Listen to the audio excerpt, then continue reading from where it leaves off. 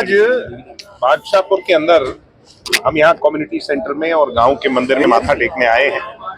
सैकड़ों सैकड़ों लोगों का जन समर्थन भाई राहुल फाजिलपुरिया के पक्ष में आपको देखने को मिल रहा है। और मुझे तो अचंभा होता है कि गुड़गांव जिसको साइलेंट सीट मानते थे, आज सबसे ज्यादा अगर चुनावी हलचल है और चुनावी जो कहते हैं कि वो गर्मी अगर कहीं देखने को मिल रही है तो यहाँ इस सीट पर है। और उसका कारण यही है कि राजशाही को अगर कोई सीधी टक्कर दे रहा है और चुनौती दे रहा है, जिनके ये माने कि जिनसे लोग संपर्क करने को डरते थे, जिनके घर जाने को डरते थे, जिनके पीए तक को फोन करने को डरते थे, कुछ ही दिनों में वो जनता के दरबार में नतमस्तक होकर के अपनी नाक को रगड़ेंगे। इस बात पर राहुल फाजिलपुरिया ने उन्हें मजबूर कर दिया है। मैं बधाई दूंगा ऐसे नौजवान साथी को और दुष्यंत चौटाला जी को जिन्होंने इनमें विश्वास व्यक्त किया।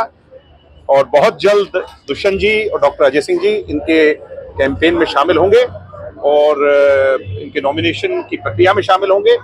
और प्रत्येक कार्यकर्ता जेजेपी का बहुत उत्साहित है। हमारे तमाम पार्टी के सीनियर नेता साथ लग करके राहुल फाजिलपुरिया की जीत को निश्चित से सुनिश्चित करेंगे। भाई चर्चा जो चल रही है तो आप लोगों से सुनते हैं हम, तो जो चर्चा है कहीं चिंगारी है वहीं आग होती है। राज बब्बर का नाम अगर आ रहा है तो ये मान के चलो कि राज बब्बर को तो 12 बजे ही अपने काउंटिंग से जाना पड़ जाएगा, ऐसे हालात पैदा हो जाएंगे। राज बब्बर का यहाँ पर कुछ नहीं है। यहाँ पर चुनाव अगर होगा तो रामपुर हाउस वर्सेस राहुल फाजिलपुर, समय बताएगा और रिजल्ट बताएगा। यही गलतफहमी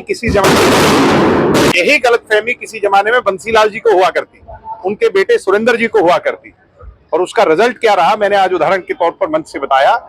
यही गलतफहमी गोल्फ खेलने वालों को है और वो बहुत जल्द दूर हो जाएगा। हाँ, तो आरोप तो बहुत है। नारायणगढ़ के अंदर जो रेत माफिया, बजरी माफिया और जो लूट हुई, वहां पर जो सारी बातें हुई, जजों की हत्या हुई और बात हुई, उन सब बातों पर होनी चाहिए जांच। क्यों नहीं होनी चाहिए जांच? सारी बातों पर होनी चाहिए।